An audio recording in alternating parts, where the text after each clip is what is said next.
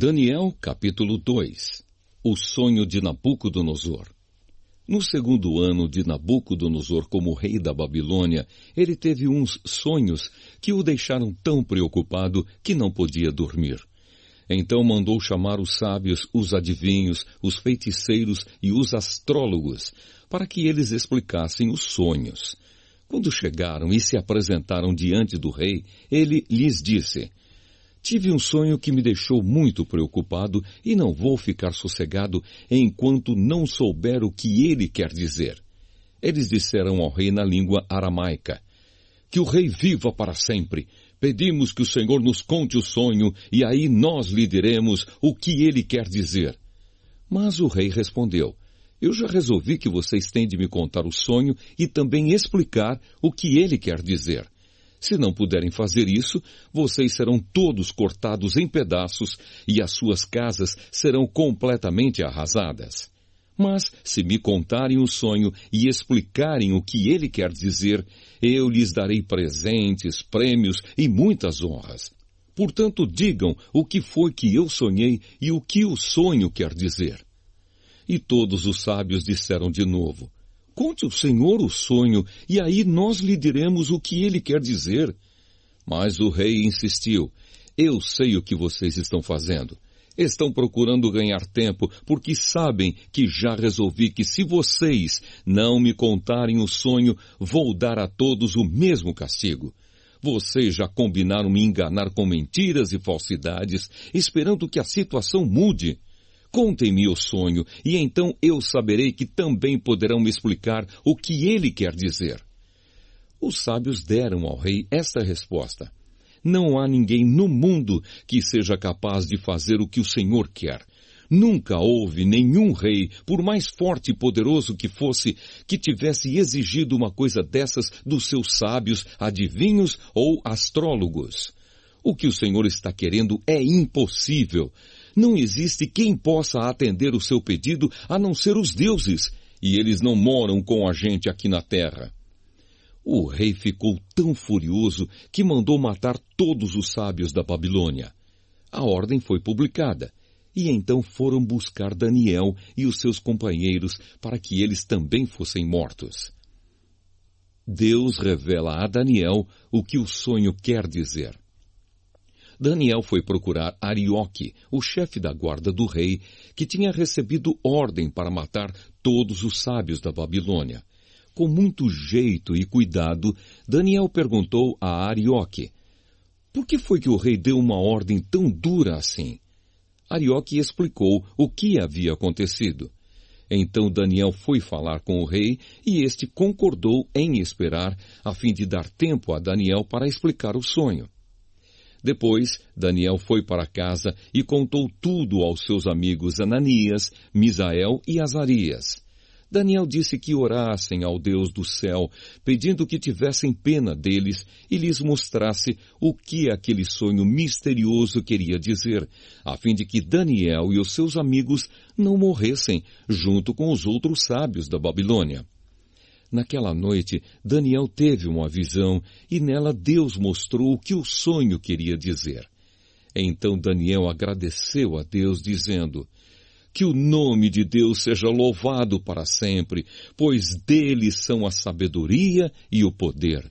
É ele quem faz mudar os tempos e as estações. É ele quem põe os reis no poder e os derruba.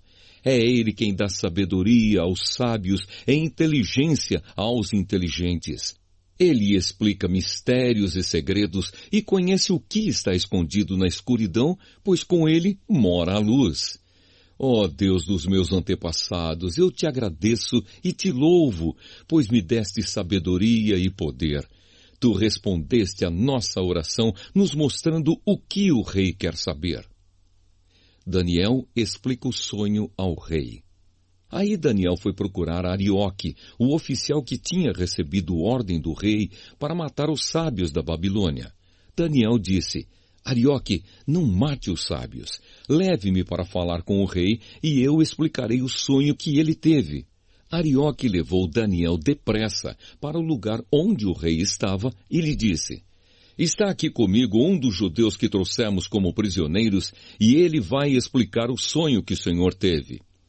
O rei perguntou a Daniel, que também era chamado de Beltesazar: Você pode contar o meu sonho e explicar o que ele quer dizer? Daniel respondeu: Não há sábios, adivinhos, feiticeiros nem astrólogos que possam dar a explicação que o Senhor está exigindo.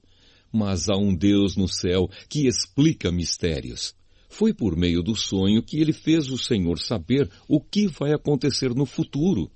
E agora, ó rei, eu vou explicar o sonho e as visões que o Senhor teve enquanto dormia. O Senhor estava deitado na sua cama e começou a pensar a respeito do futuro. E aquele que explica mistérios mostrou ao Senhor o que vai acontecer. E eu recebi a explicação do mistério não porque seja o mais sábio de todos os homens, mas a fim de que o Senhor saiba o sentido do sonho que teve e o que querem dizer os pensamentos que passaram pela sua mente, ó rei. O Senhor teve uma visão na qual viu uma estátua enorme de pé bem na sua frente. A estátua era brilhante, mas metia medo. A cabeça era de ouro puro, o peito e os braços eram de prata, a barriga e os quadris eram de bronze, as pernas eram de ferro, e os pés eram metade de ferro e metade de barro. Enquanto o Senhor estava olhando, uma pedra se soltou de uma montanha sem que ninguém a tivesse empurrado. A pedra caiu em cima dos pés da estátua e o despedaçou. Imediatamente o ferro, o barro, o bronze, a prata e o ouro viraram pó, como o pó que se vê no verão quando se bate o trigo para separá-lo da palha. O vento levou tudo embora sem deixar nenhum sinal. Mas a pedra cresceu e se tornou uma grande montanha que cobriu o mundo inteiro. Foi este o sonho e agora vou explicá-lo para o Senhor. Ó Rei, o Senhor é o mais poderoso de todos os reis, e foi o Deus do céu quem o fez rei. Ele lhe deu poder, autoridade e honra. Ele deu ao Senhor o domínio em todo o mundo sobre os seres humanos, os animais e as aves. O Senhor é a cabeça feita de ouro. Depois do seu reino haverá outro, que não será tão poderoso como o seu. E depois desse reino haverá ainda outro, um reino de bronze que dominará o mundo inteiro. Depois virá um quarto reino, e este será forte como o ferro, que quebra e despedaça tudo. E assim como o ferro quebra tudo, esse reino destruirá completamente todos os outros reinos do mundo.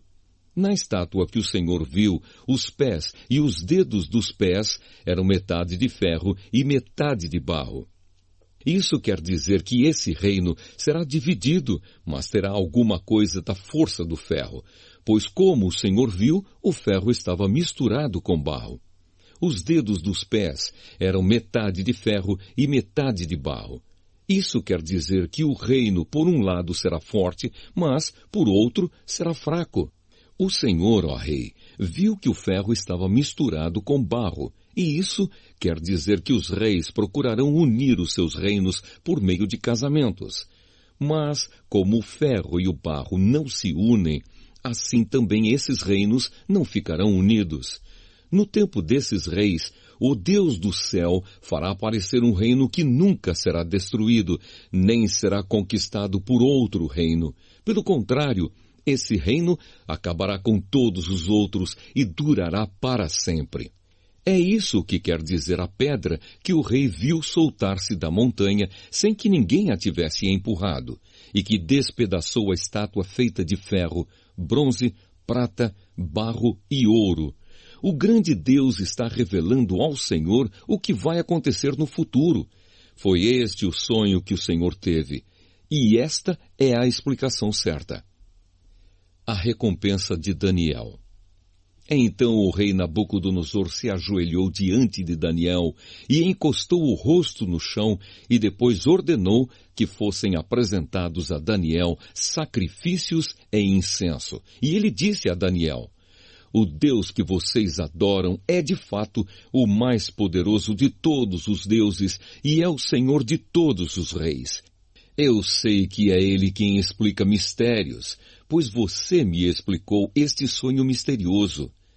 Em seguida, o rei colocou Daniel como alta autoridade do reino e lhe deu também muitos presentes de valor. Ele pôs Daniel como governador da província da Babilônia e o fez chefe de todos os sábios do país.